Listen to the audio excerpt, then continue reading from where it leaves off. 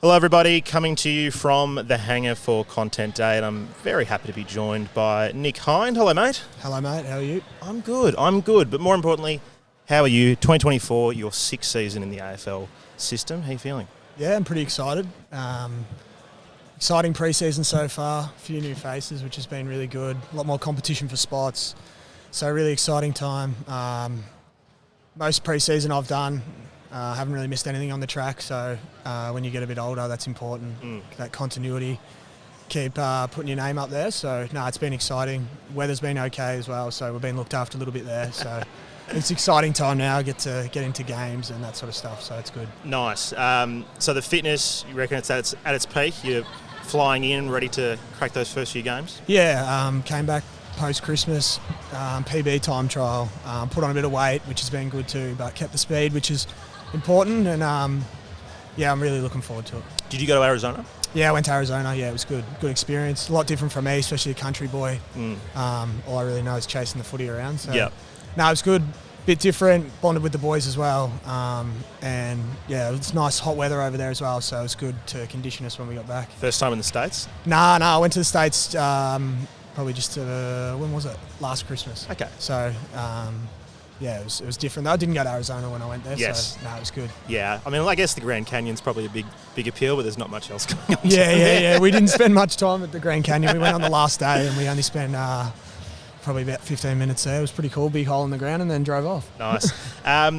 Personal goals for the year. If you're, writing down going, this is what Nick Hind wants to achieve in 2024 on the footy field, what are your goals? I haven't really thought about it too much. I think it's important this year that I don't look too far ahead and just try and make an impact for the team wherever I can. I think 6 seasons now, I haven't played in a final. Obviously had the opportunity except for the COVID breach. So, yeah, I'm hoping to play some finals footy, and I just want to play in a successful team. Whether I'm playing or not, I want to be able to put pressure on spots, or obviously want to be playing in the AFL, and that's my goal. But also want to just keep helping the younger boys, and I want us to be successful. I've played at the Saints and we weren't successful there, and also here. So, the time's come for me. I want to be remembered as a guy who played finals footy and had team success, not so much just the amount of years I played in the system.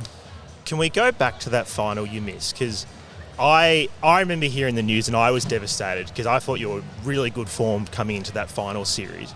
Like, can you talk me through your emotions? Because you must have been pretty devastated. Yeah, obviously you go through the roller coaster of emotions. I was obviously pissed off at the time.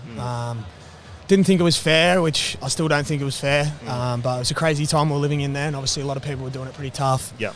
I think it put me in an okay position. I've been through a lot of challenges in my footy journey. Obviously got drafted later, and I've had to fight for everything I've got. So I think that was just another one of those moments, I guess. I tried to look at it as it was meant to happen, and I still feel like, even though I'm a little bit older now, there's some good around the corner, and I can still make an impact. So looking back, I sort of laugh a little bit. I'm a pretty jovial character and don't really get down in the dumps too much. So I'll try and look at the positive. And I look back, it was raining down there, pretty cold. I probably wouldn't have been much help. It was anyway. a torrid day. It was a torrid day, if I recall correctly, down in Tassie. Yeah. Weather and obviously the game itself. You said you're focusing on impacting the team. Where do you think that's likely to be? We've obviously seen a lot of you at half back, but over pre-season you've trained forward. You obviously played forward at St Kilda as well. Where do you think you're going to play most of your footy? I'm not too sure. I've been forward probably the last month or so. I feel like I'm having a pretty good impact down there. But especially with the good teams in the competition, or the great teams in the competition, you've got to be able to play multiple positions. And I think wherever you can impact, especially with the attributes I have, I can be able to play forward, play back. So, look, I only see it as a good thing, being able to play different positions. It's more opportunity from the coaches and that sort of stuff. So I've enjoyed going forward, a little bit more freedom, and I'm hoping to impact down there this year.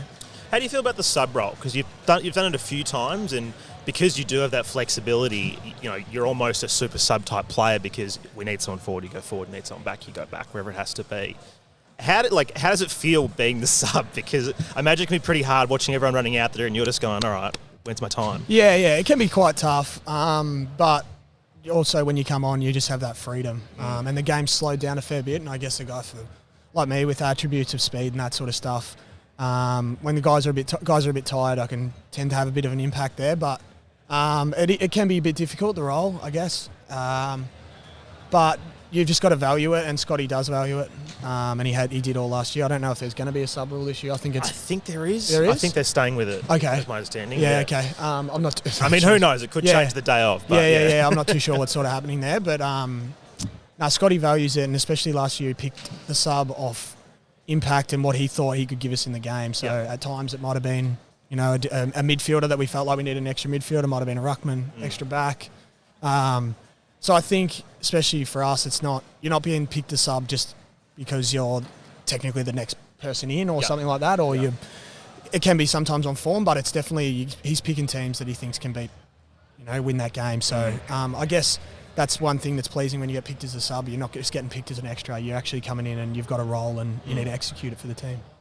How do you find Brad Scott as a coach? You've obviously been in the system for a while. You've played at multiple clubs. Where does he stack up against the other coaches you've been with? He's a very intelligent coach, and he's very firm, but he's also an amazing teacher. Yep. He's been very strong on that.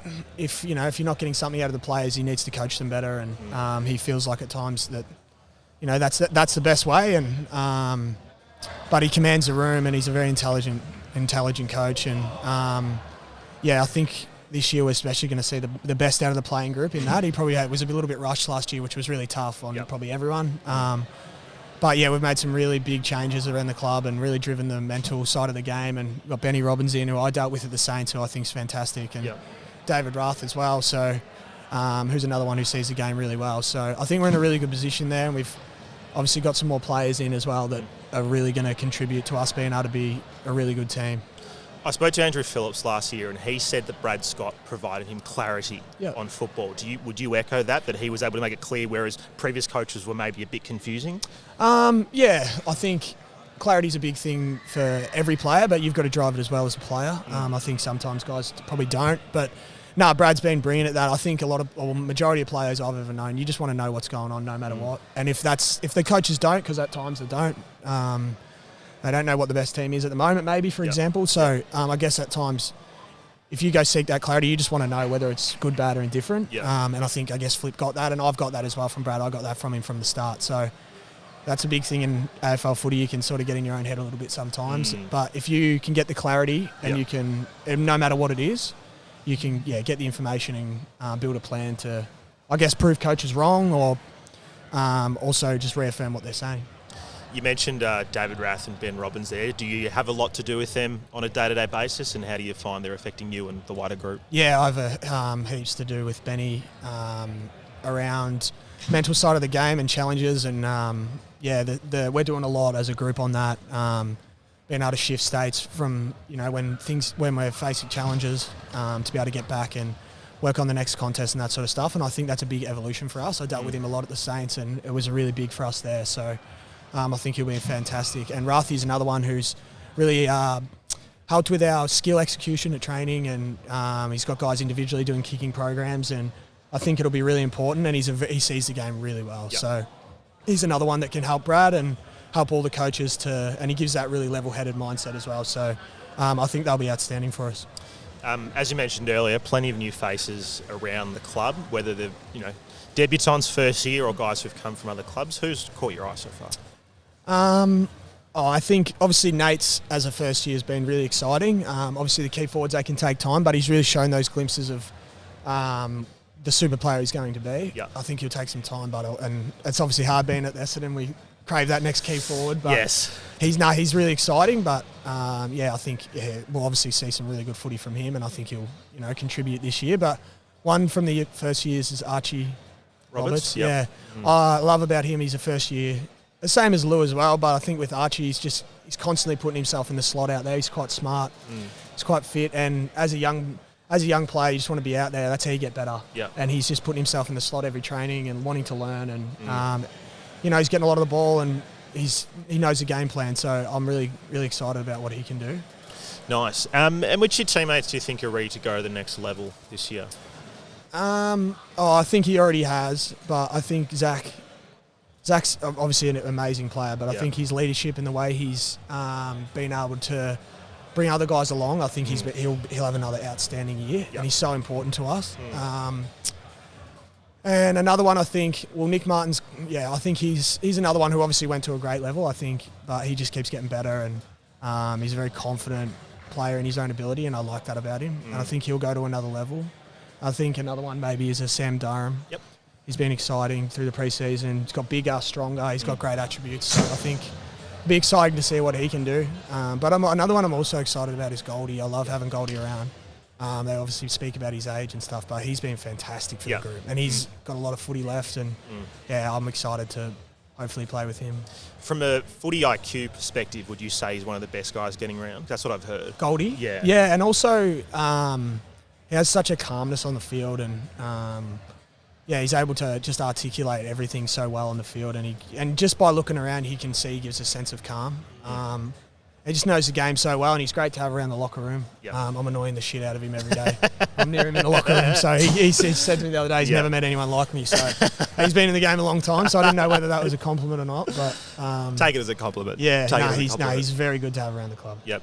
We've got some boys hitting the golf ball pretty hard behind us. Do you enjoy your golf? I do. I've only just recently started having a hit. It's frustrating game, annoys the shit out of me, but it's good fun. Probably tailor off a bit now when the games start coming around, but there's a fair few keen golfers at the club. Is that your go-to leisure activity when you're not playing footy, or is there something else that you get into? Yeah, no, I don't mind getting out doing that. Makes me a bit tired though, so I don't mind getting on the PlayStation with a few of the boys and hanging out with. I've got 3 dogs, so hang out with them and my partner. So what are you playing? We're playing a fair bit of Fortnite at the moment. Okay. We're absolutely grinding that. Okay. I've been playing a little bit of 2K as well, but nice. Fortnite, we're starting to get a little bit too high in the levels, so we're going to have to drop off a little bit so we get the bots back in. Fair enough. Yeah. We'll do some rapid-fire questions just to wrap up, mate. Yeah. Favourite interstate ground? Optus. Favourite player when you were a kid? I barracked for the Bulldogs, so I loved Adam Cooney. Adam Cooney. Yeah. International athlete you admire the most? Conor McGregor. Oh, nice. Yeah. Best person to be seated next to on an interstate trip? String. Worst person to be seated next to an interstate trip? Laverty. Drop, punt or torp? Torp. If you could change one rule in the AFL, what would it be? You didn't have to bounce it. There you go. That works for you. Yeah. That works for you. That works for you.